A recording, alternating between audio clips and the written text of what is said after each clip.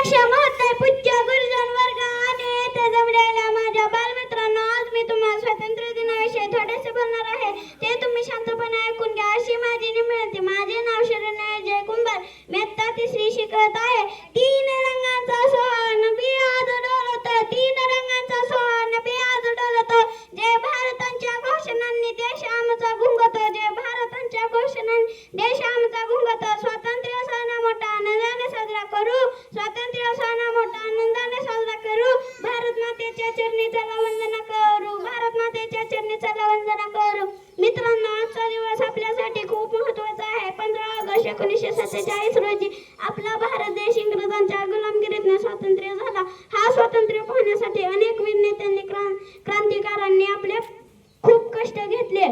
अनेक देशभक्तांनी आपले प्राणाचे बलिदान दिले. त्यामुळे आपण या स्वातंत्र्य भारतात आनंदाने जगत आहोत.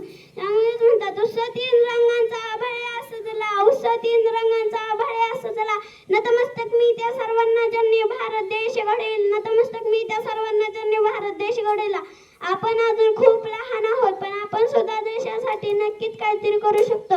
रोज शाळेत जाणे, छान अभ्यास करणे, शिक्षकांचा आदर करणे, सर्वांशी प्रेमाने वागणे हीच आपली खरी देशभक्ती आहे. जाता जाता आपणास एवढे सांगेन, स्वातंत्र्य